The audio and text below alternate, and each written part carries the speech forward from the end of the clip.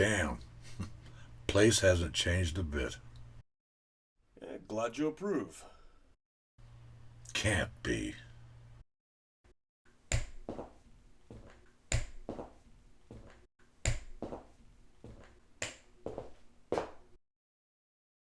Son of a bitch. Nice to see you too, Joe. You vanish off the grid without so much as a goddamn phone call. And this is where you turn up. I had some things to work out. Some things to work out.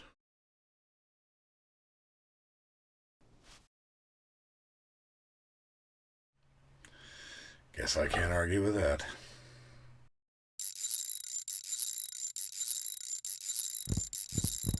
My mystery summons mentioned a drink, but I suppose I shouldn't be holding my breath. Give me a minute. Condenser comes loose every few months. Gotta jiggle the line. Uh-huh. So, want to tell me why, after more than 2 years of silence, I find you here fixing my busted tap? You're wrong. What, I miss a text?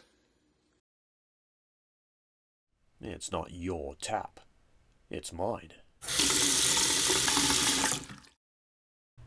Come again? I bought this place 3 months ago. Been having it restored ever since. Exactly like it was before you sold it to that god-awful discotheque. Took us a month just to clear out the glitter. I asked the council to sell it for me. Didn't think I needed it anymore. Not with you deciding to move to the other side of the goddamn world. Then you up and disappeared after... But now, well...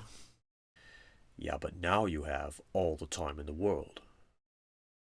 How the hell did you hear about that? Your replacement lacks your subtlety. And not to mention your charm. What do you expect from a kid barely past puberty? Time catches up to all of us eventually, Joe. Even immortals. Still, it just didn't seem right to have your retirement party anywhere else. And after that, well, this place is going to need management with more experience than me. So you did all this for me? I did miss you, Joe. You too, Mac.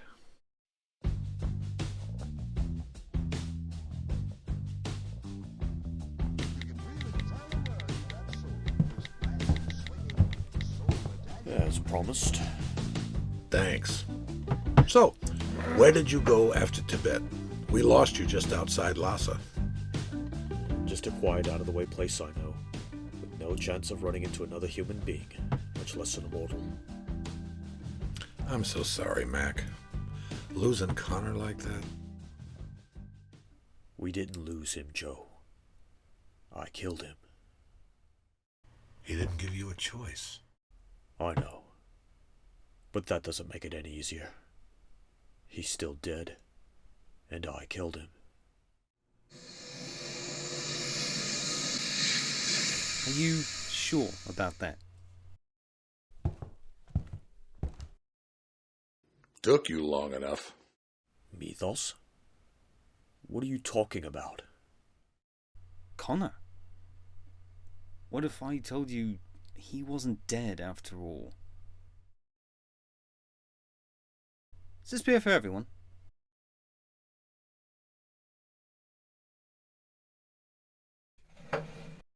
What the hell are you talking about, Mythos? Connor's dead. Only in a manner of speaking. You think I just imagined something like that? Easy, Mac. Not at all. You saw and experienced exactly what you were meant to. Exactly what Connor wanted you to. This is ridiculous. The mind is capable of constructing many things all on its own. From deja vu, to a spectre in the shadows, to entire realities. When such a power is combined with the special ability of an immortal. Yeah, but Connor never had that kind of ability. Of course he did. Kane. Give the man a cigar. Bullshit. Why? It's not like you haven't seen it before. He's right, Mac. Garrick almost drove you batshit and took your head. Hell, for all we know, that means you have it too. Yeah, but that was... What? Illusions? Projections in your mind? When you fought that robe demon, how real did it feel? When we take another immortal's head, we absorb their essence, everything that makes them unique. That includes their strength, their memories, their abilities. I don't need a reminder about how immortals work. Maybe I do. I mean, I get that Kane and Garrick used this mojo to get inside people's heads. Even from the outside you could tell it was a pretty thorough job. But what about the quickening? They tend to leave an impression. Normally you'd be absolutely right, but this was a unique case. Two immortals with the same power. It was a gamble whether that would allow for a deeper connection, a chance to transfer some memories, emotions, even a suggestion or two. And hope Mac had never noticed the difference. Why should he? A quickening isn't like downloading a new song onto your iPod. Most of the time, this essence doesn't manifest itself directly, but sort of becomes part of the background noise, like a new instrument being added to the symphony of our lives. In time, a harmony is reached. If not, we'd all be driven mad by the cacophony. Of course, every now and then, that can happen involuntarily, and sometimes with disastrous consequences. A dark quickening. It's all in there, waiting to be controlled, with the right training, the right guidance. What? You? I have had a lot of experience. But why would Connor trust you to help him develop this ability? Didn't you know? Connor and I go back a long time.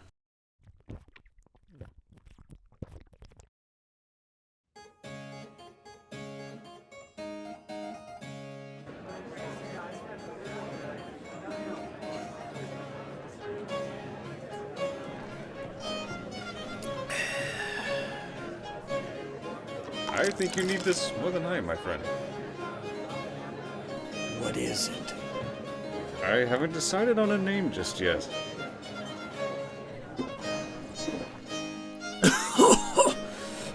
Mother of God. Feels like I've just been hit by a cannonball. Boom, boom.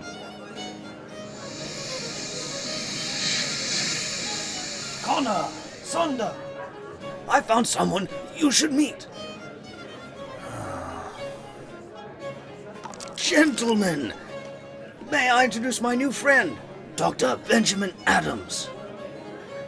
Pleasure to meet you, Doctor. Likewise. And Connor MacLeod. Been many a tale about you, sir. Yes. Ah, I finally spy our host for the evening, Lord Bassett! Lord Bassett! What the hell is wrong with that woman's face?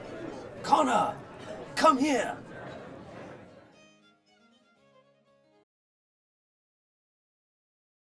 You were actually there for the Boston Common duel? Well, at a distance.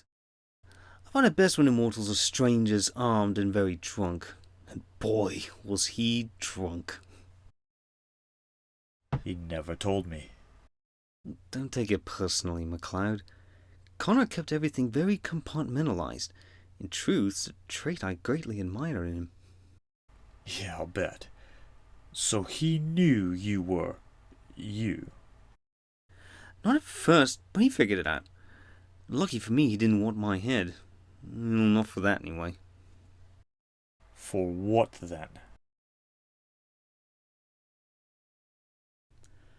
I may not have the power of illusion, but that's not to say I have no experience creating false realities myself. Unlike you, MacLeod, I find it better to avoid a fight than seek one out. Sure, just right away. If the occasion calls for it. Sometimes, though, it's just better to send the other guy away first. Turn him to another target. You sent someone who was after you after Connor. Well, not directly. I just nudged them together. Who? The Kurgan.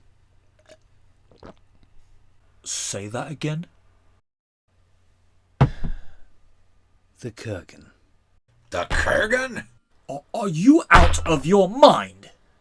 They were destined to meet eventually. I just sped up the process. You are a real son of a bitch. Hey, we do what we must to survive.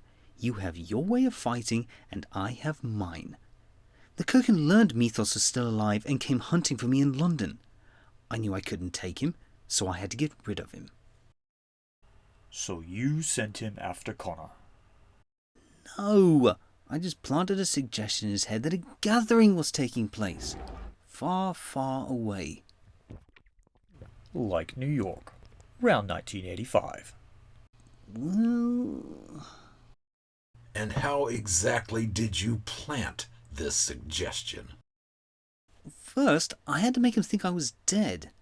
But that's another story. Then it was a simple combination of some special herbs I learned to cultivate, along with some cleverly worded hypnotic realignment as he slept.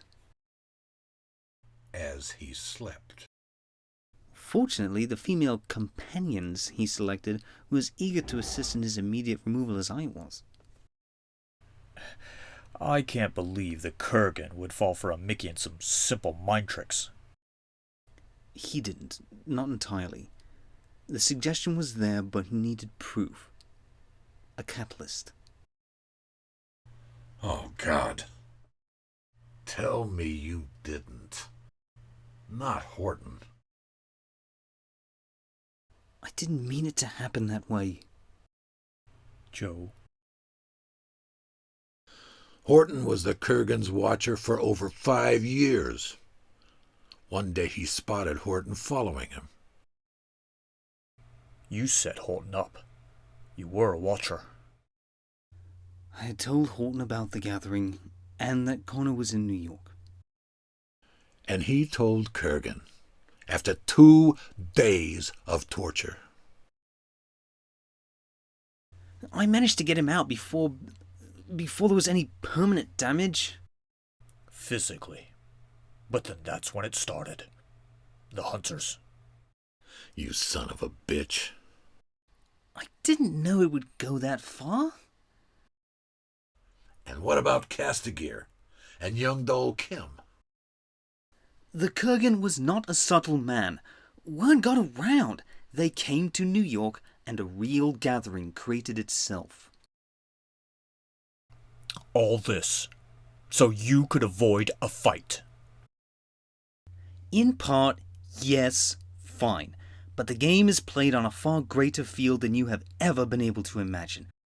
I have met some truly horrific immortals in my time, and the most important thing that I've learned is the best way, sometimes the only way, to defeat them is with the right person. Champions are few and far between, MacLeod, and I am not one of them. You are. Connor is. He was the right person, the only person that could have faced the Kurgan and had a chance of defeating him.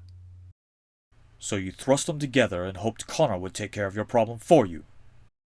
Our problem. The Kurgan threatened all of us, and I didn't leave him completely helpless. A few opportune anonymous tips to the police, interventions at the right moment, getting the Kurgan's face plastered around town to keep him off guard. Brenda. Yes. Well, that and Connor's surprise when the quickening wasn't exactly the prize he'd expected nearly cost me my head when he finally found me. Maybe he should have just taken it.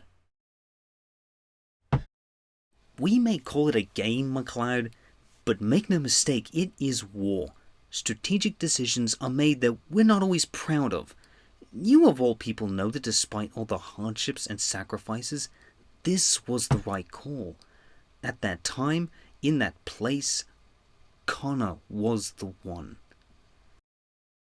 You don't know that. I do, actually. There were only two other men who ever came close to defeating the Kurgan. Juan Ramirez and you. And we both know how those turned out.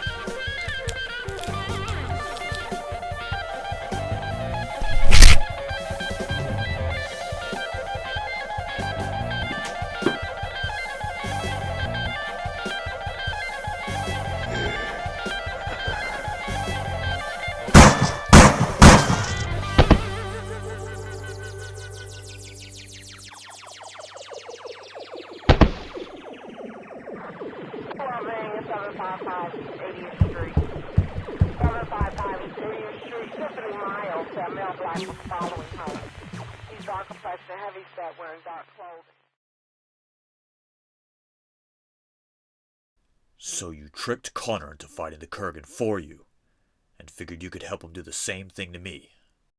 I think we're gonna need something stronger. Connor was just as angry as you feel right now. But he eventually understood it was for the greater good.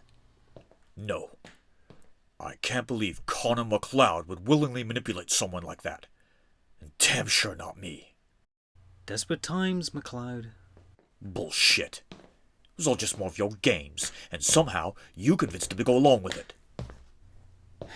If that's what you need to believe, I can accept that. Let's just take a step back here, shall we? Any way you slice it, pal, you set Connor up to take out the Kurgan for you. So how the hell are we supposed to believe that he'd come to you for anything? Because Connor understood that there is value in knowing someone who can make the hard decisions that we can't always make, and in knowing what it is we need over what we want. But what you've never seemed to understand is that it's the consequences of our decisions that guides our morality. Morality is a spectrum, and when people like the Kurgan and Kell are out there, things get a lot grayer. I don't believe that. And that's why we love you, MacLeod. But we're not all like you.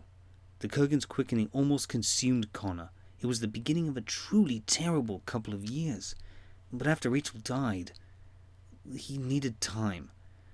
And not just a vacation on the beach. He needed to get away, to sort things out completely, uninterrupted, where the evil bursting within him could be fully contained. You sent him to the sanctuary. It was his call. Neither of us knew what it really was or what it really meant, but he didn't care. And then Kell found him.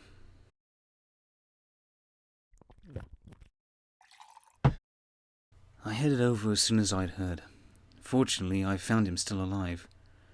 I took him in, cleaned him up. Wait. That day I came to you in London. Think I'll make mine a double. Connor and I agreed that with Kell out there, it was better that no one knew where he was until we could work out our next move. You saw what happened at the cemetery. Did it really look like Connor was up to par there? He'd been strapped to a gurney for 10 years. He couldn't face Kell. He tried. We needed a new plan. A new plan? Do you have any idea what you did to me? I do. And I'm sorry, but Kel was on the verge of destroying the two greatest immortal champions who ever lived. I couldn't let that happen. The hard decision had to be made, and Connor understood that. I still don't get it. Why the big charade? Why couldn't Duncan just challenge Kel? Because, as I told young MacLeod long ago, it's not just about who's better with a sword.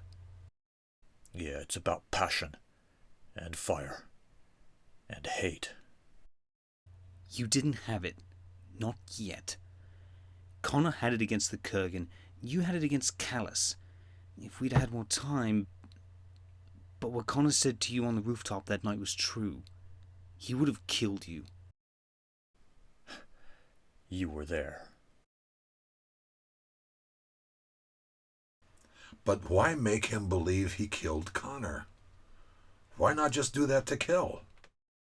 My dear Joe, you're thinking like a foot soldier, not a general. I'm pretty sure fuck you was the response to that. Connor's death was the only leverage we had. If he had died to Kel, he would still go after Duncan. And you might have thrown away your life to defeat Kel, but you wouldn't throw away yours and Connor's. Not if he was with you. Sounds like a goddamn mindfuck to me. I always knew you were a heartless bastard, but to do this... I didn't say it was my proudest moment. We wanted to explain things afterwards, but... I disappeared. I don't know, man. It's all just...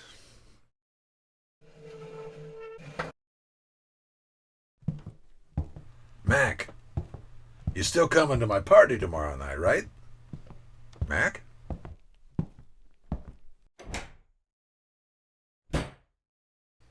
You know, I really hate you sometimes. So do I.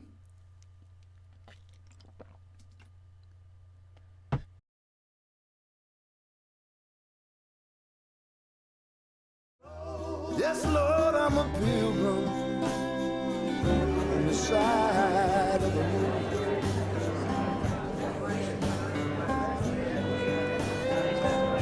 This road to the Lord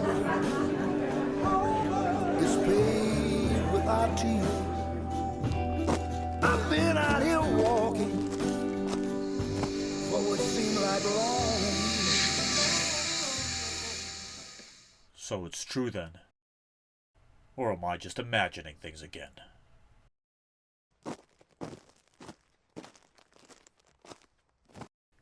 Duncan, I'm sorry,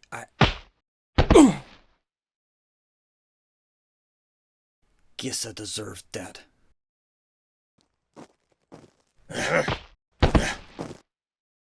I'm sorry.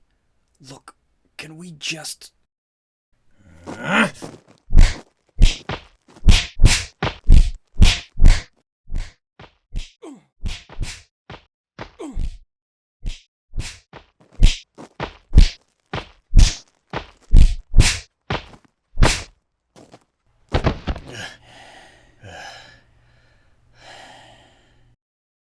Do you have any idea what you did to me?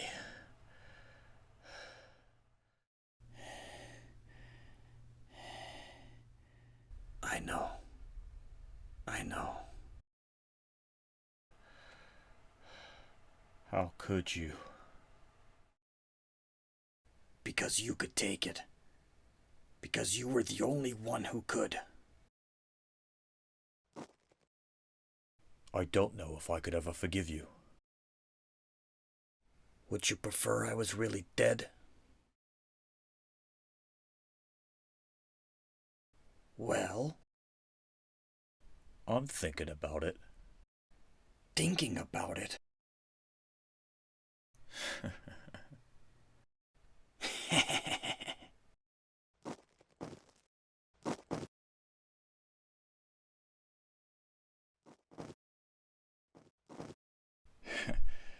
You're buying, remember? I'm buying.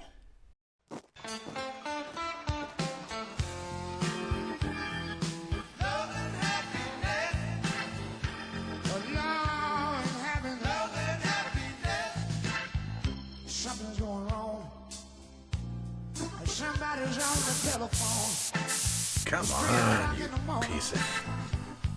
talking about she's gonna make it right. Give her a whirl now, mate. Heaven is a winner. Thank you. Well, you know you really feel it. Oh, don't mention it. By somebody. So, I hear this is a good place for an immortal to grab a pint.